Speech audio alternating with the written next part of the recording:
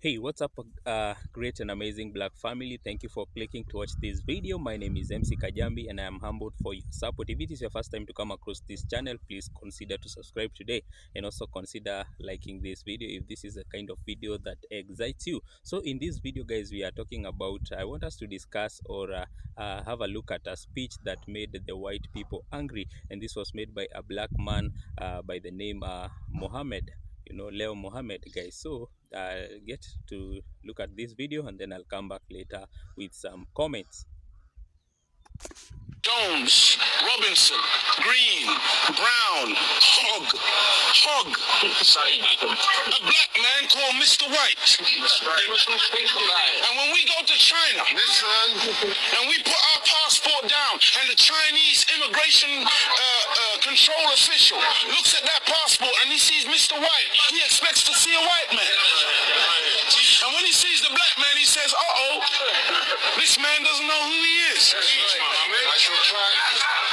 But many of us as black people today, we're very foolish people. Right. Because we don't understand why another man gives you his name. Because when he gives you his name, the giving of another's name denotes possession. It means he owns you. As long as you are walking in another man's name, he knows he owns you. You can talk as strong as you like. Yeah, I'm for black, Mrs. White. Yeah, they're laughing at you because they know that when you take another's name, that's why in marriage, in the tradition of marriage, the woman takes the man's surname. Go ahead. And leaves her maiden name because that taking of the other's name denotes possession. In the event of divorce, you don't walk around with the other man's name. You now relinquish that name because you're no longer with that one. What brings about insecurity is when you have a false concept of yourself. The false concept of self, white supremacy. They believe that they're better because they are white. And see, when a man has that silly mentality, Hitler had the silly mentality that the Aryan is superior. So then at the Olympics, Jesse Owens kicks up all the Aryans. Hitler is outraged. He's angry. The white man pushing white supremacy. That's why they would cut off our penis when they would lynch us.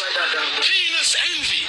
They're afraid of the black man because of our potency, because of our manliness. Because when you look at the black man, he's a real man. He's strong. So then they would have us as mandingos fighting one another. That's why even today, they want to be the heavyweight champion of the world. They can't find a white man to do it. So they tried to turn a black man, Frank Bruno, into a white man. They call him the Great White Hope. They're desperate. We're not allowed to play golf. Why? The game. But let one black man into golf. And all of a sudden there's a tiger in the woods. And he doesn't just play golf, he becomes the master. We're not allowed to play tennis. Let black people into tennis. We go straight to Wimbledon and win it in 1935. A black woman. Now, Venus and Serena, they run out of opponents. They have to play each other. The white people cannot compete on an even playing field. They let us into athletics. You can't run like us. You let us into any field of endeavor, we dominate it. So they feel, and they become very afraid of anything that goes contrary. And so every time a black man stands up for black people, Martin Luther King, shot down. Malcolm X, shot down. Patrice Lumumba, shot down. Steve Biko, shot down. Everyone, Nelson Mandela, they locked him up for 27 years. We can count back 40 years of the most brutal treatment. Look, they took my name, my language, my culture. They killed my mother, my father, denied me religion, disallowed me to read or write for over 300 years. Reduced me to the level of an animal where they branded me on my chest, branded me on my buttocks with a branding iron. And they called me 3/5 of a human being in the American Constitution. Is that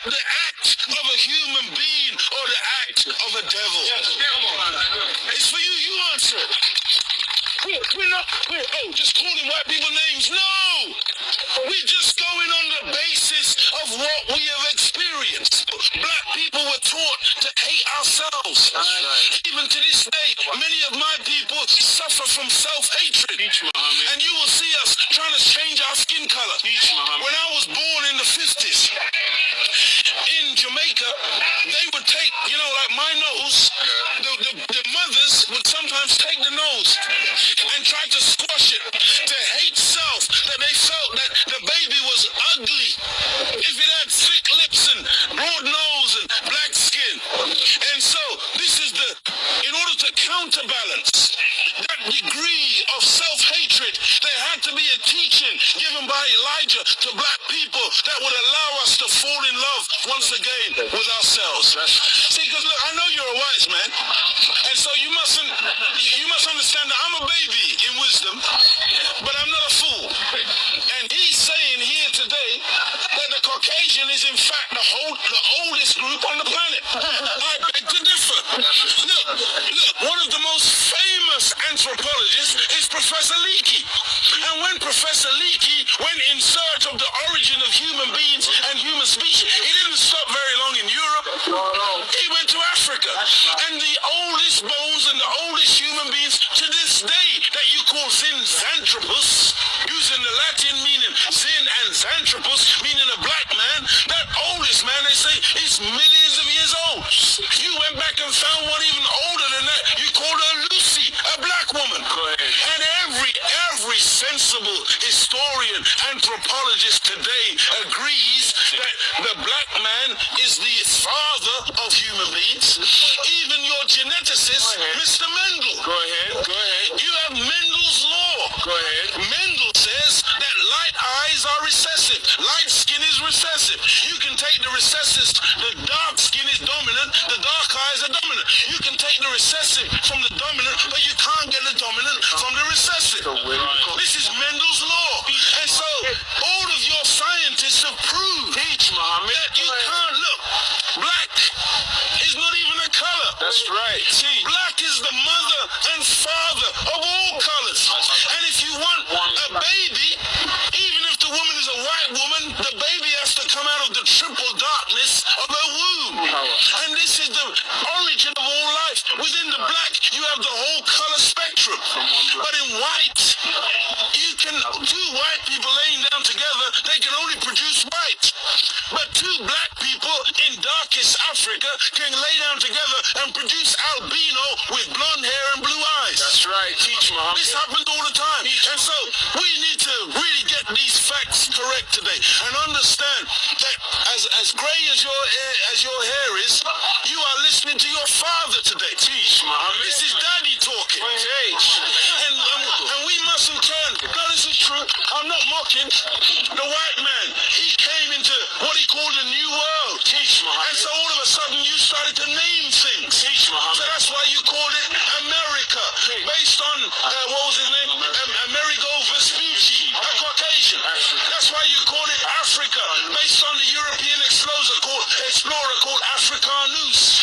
You went into America, you called it New York. That's right. Because it was new to you. New England. You called it New England. That's right. You called it New Zealand. You called it Newfoundland. Because it was new to you. But to us, we were already there. That's why we're called aboriginals. Ab, meaning abstracted from the Father. From God himself.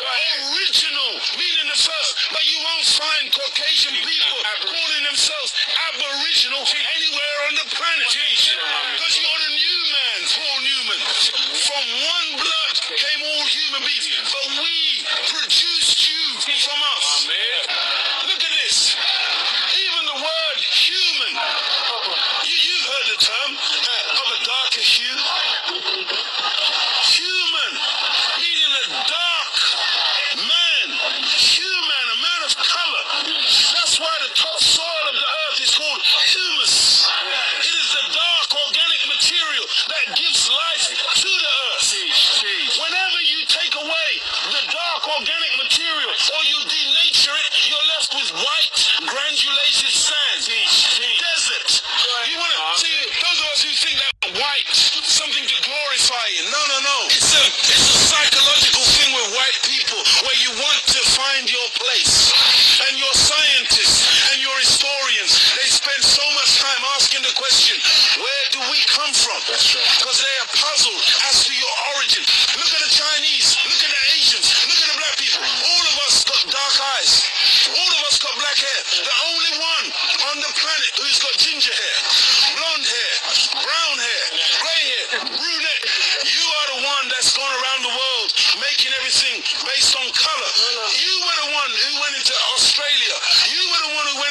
Africa. You were the one who went into Asia and classified people and things based on color.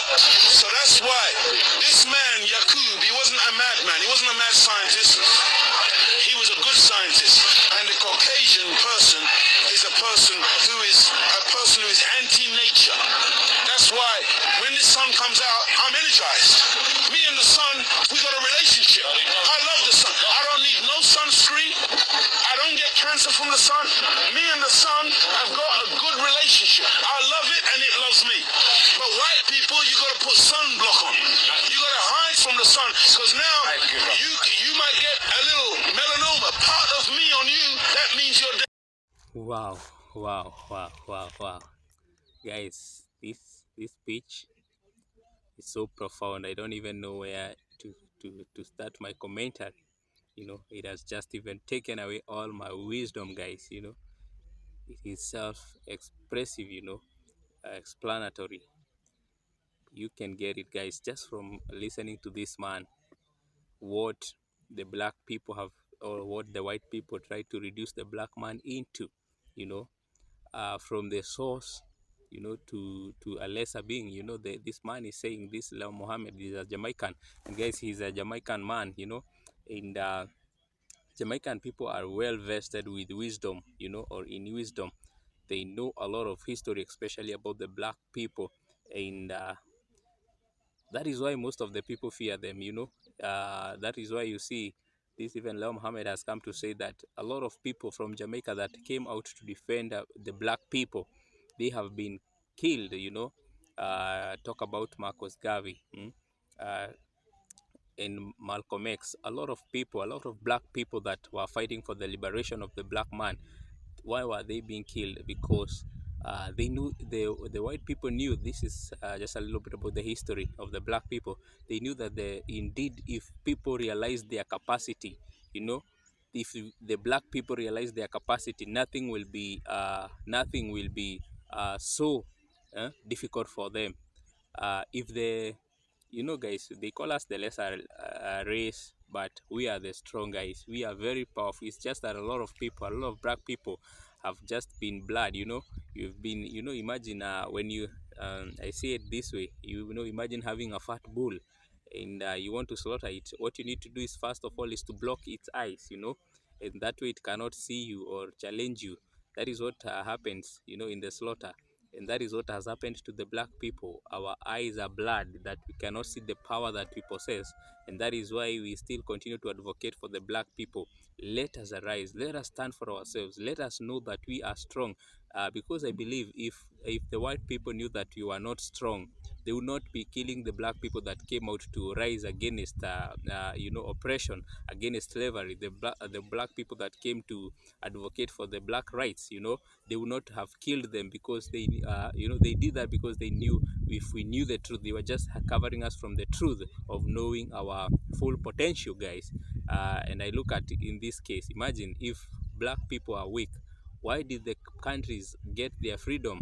Why did we get our freedom? Because we emerged to be strong. We emerged stronger when the people collaborated and worked together. When the black people came together and advocated for their rights of freedom, they became strong, and the white man had to leave the African land. And that is what even is happening in Burkina Faso. Ibrahim Traore has realized the potential of the black people and Africans to stand for themselves, and have declared, the Americans, and the white people and the colonizers, the masters, they put it in our mind that we can only grow from them. Yet, guys, the wealth they give to us, the money they give to us, that is the money they extract from us. You hear, that is why they do not want to leave. If Africa was indeed poor, if Africa was indeed poor, nobody would be giving us, nobody will be giving us loans. Look at the IMF, the loans that Africa has. It is because of the resources, because of the capacity that we have. Even you just try and go and borrow money, just go and like a beggar, pretend that you don't have anything, and go and in a bank to borrow money, they will not give you, because they first have to check what do you have, and that is what the same criteria they use. So if the African people, if we can use what we have and stop being dependent on these powers, or these the so-called superpowers, we will make our country beautiful. And also, if the people abroad, if the people working abroad will just have the mentality that I am just here to gather the resources, or to gather the enough wisdom and capacity needed to build our homes and come back to Africa, Africa will become so great. Or even our lands in the Caribbean will become so great that we will not need to borrow anyone, you know. Will become like, look at these countries, like they are very small, they are very little. Look at a country like Luxembourg. It's a small country, but it has believed in itself and have done massive or great things. It's a country that even you will not hear it among talks, but when you visit or when you go, you realize that, hey, this country is so beautiful. Look at some Caribbean countries like Barbados. This country is is doing great in terms of developing itself. Look at Bermuda, you know. mm, these countries are doing great, and that is the same spirit that we need to develop our countries, to develop Jamaica and our African countries, you know. Self-reliance, self-belief, and self-empowerment. We empower ourselves to do greater things in us, guys. That is a speech that has inspired me. It is one of the speech that made the white people uncomfortable. You know, your oppressor, or the person that depends on you but still oppresses you in a way, will never want you to know your full potential. And that is what has been, they have never wanted us to know our full potential, guys. And that is why we keep on advocating, guys. We are well able, we are very capable, guys, you know. We are very capable to achieve and to make our countries great, you know, just like these countries are they, so that we will stop desiring and being oppressed in other people's land. Look how our black people, they get oppressed in other countries. Look how people going to work in China, the oppression they get, the victimization they get, you know. But why, if we build, why can't we build our places? Why can't we build our homes, you know? And this comes with advocating for good governance and good leaders. Yeah. So guys, thank you for coming to watch this video. Make sure you give this video a like and also subscribe to this channel. Yeah, and tune in for the next video. Adios.